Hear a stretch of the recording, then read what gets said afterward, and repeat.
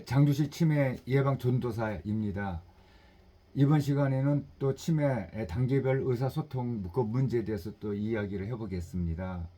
그 치매 대상자의 그 행동 관찰의 그 중요성에 말씀을 드리면, 대상자의 모든 행동에는 이유가 있으므로 대상자가 보여주는 그 미세한 신호들을 놓치지 않도록 해야 한다. 이런 그 신호들을 발견하면 반드시 확인을 해봐야 되는데, 예를 들어서 침대에 오랫동안 누워 있다가 차세가 바뀔 때 자꾸만 얼굴이 그 표정이 안 좋거나 찌푸린다면은 그 욕창이나 아니면은 뭐 신경통이 발생했을 가능성도 또 배제할 수가 없다.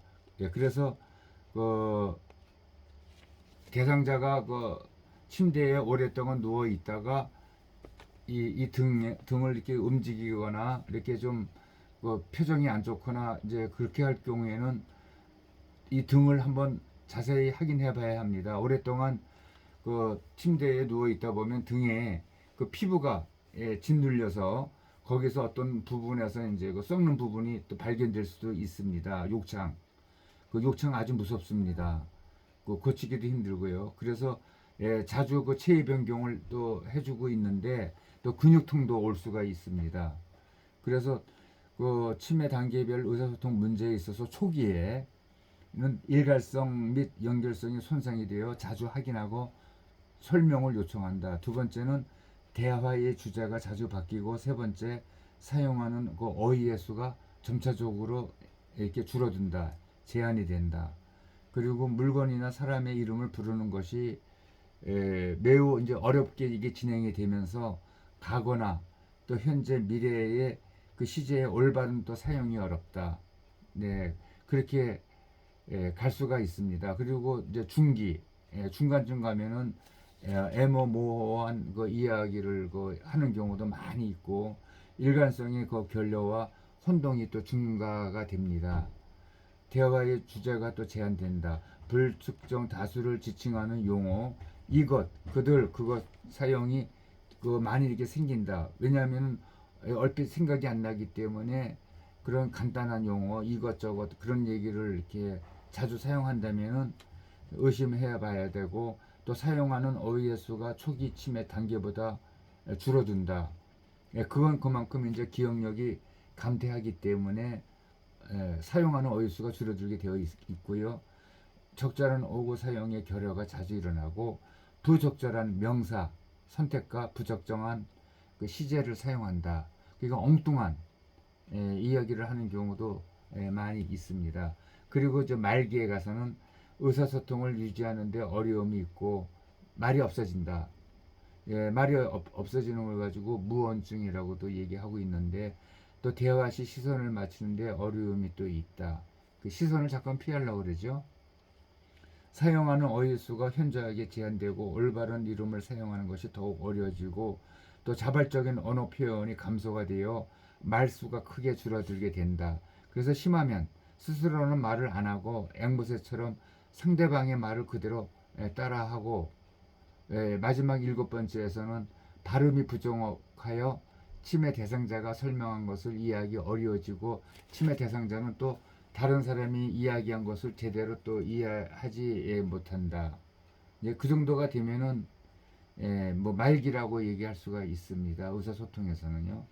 그리고 이제 세 번째, 치매 단계별 의사소통의 그 방법. 아까는 목적이 문제였고 지금은 이거 방법입니다. 초기에는 간단하고 직접적인 언어를 또 사용한다. 대상자가 집중할 수 있는 시간을 또 파악한다. 유사한 의미의 다른 언어에 대한 정보를 제공한다. 치매 대상자에 관한 이야기나 줄여서 간략화된 단어는 사용하지 않는다. 대상자가 응답할 시간을 충분히 준다. 전달하고자 하는 요점을 설명하고 구체적으로 또 표현한다. 대화 내용을 요약, 정리하고 적절하게 고쳐서 표현한다.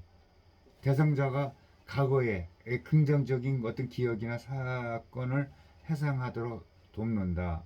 이것도 이제 중요하죠. 이 과거를 그러니까 그 최근의 것은 잘 잊어버리지만 과거의 것은 그래도 오랫동안 기억을 가지고 있습니다. 그래서 그 가지고 있는 옛날의 그 기억을 되살리기 위해서 자꾸만 이제 이렇게 해상하도록 옆에서 유도를 하고 이렇게 도와주는 것이죠. 대상자가 감정 상태를 표현할 수 있도록 돕고 대상자에 대한 지지와 보호를 표현합니다. 그리고 중요한 내용은 반복하고 대상자가 요청하기 전에 구체적인 방법과 정보를 제공합니다. 중기. 이번에는 그 중기죠. 대상자가 볼 때 이야기를 한다. 제가 누군지 아십니까? 같은 분명한 대답을 요구하는 질문을 또 피하게 된다. 대상자에게 친숙한 물건을 활용한다. 네 번째, 의사소통의 내용을 이해하고 있다는 것을 확인시켜준다. 대상자가 반응할 때까지 또 기다려준다. 대상자가 반응하지 않을 경우 한 번 더 반복하여 또 질문을 한다. 이거 다 아주 중요한 이야기입니다. 그리고 같은 표현을 반복하기보다 같은 의미의 다른 용어와 좀 더 단순한 표현을 사용한다. 혹은 또 그 사람과 같은 불특정 그 인칭 명사보다는 대상자의 이름을 또 사용하고 대상자가 자주 사용하는 단어와 문구를 활용한다. 친숙한 활동을 통해서 우리가 서로 대화를 시도해야 되고 대상자의 방에 있는 모든 것에 또 이름표를 붙이는 방법도 있고요. 대상자의 행동을 개인적인 의미로 받아들이지 않고 대상자의 말을 경청하고 대상자의 말을 반복해서 이야기한다. 그리고 반복해서 설명하고 격려하고 칭찬하고 이용이 가능한 모든 단서를 또 활용한다. 대화 주제를 갑자기 바꾸지 않고 길고 복잡한 문장은 또 피해야 한다. 그렇죠. 그 대상자하고 이제 얘기하고 그럴 때는 복잡한 얘기를 하지 말고 한 가지씩 끊어가지고 이해가 될 때까지 그 다음 얘기를 안 하는 게 좋습니다. 이제 이번에는 또 말기. 대상자가 마주 볼 때 이야기를 한다. 대상자의 이름을 부르면서 이야기를 시작한다. 이제 그 요양원 같은 경우에는 요양보호사 자신의 이름을 말한다. 편안하고 부드러운 모습을 또 이야기한다. 대상자가 모든 것을 듣고 있다고 가정한다. 방 안에는 아무것도 없는 것처럼 이야기하지 않는다. 대상자가 응답하지 않더라도 계속해서 이야기한다. 신체적 접촉을 적절하게 사용하면서 대상자가 이야기하는 모든 것에 반응을 해줘야 된다. 그리고 대상자가 보이는 비언어적 메시지를 또 확인하면서 대상자가 좋아했던 음악을 함께 듣고 또 큰 소리로 같이 책을 또 읽는다. 대화가 끝난 뒤에는 항상 작별 인사를 한다. 네. 이번 시간에는 여기까지 또 하겠습니다.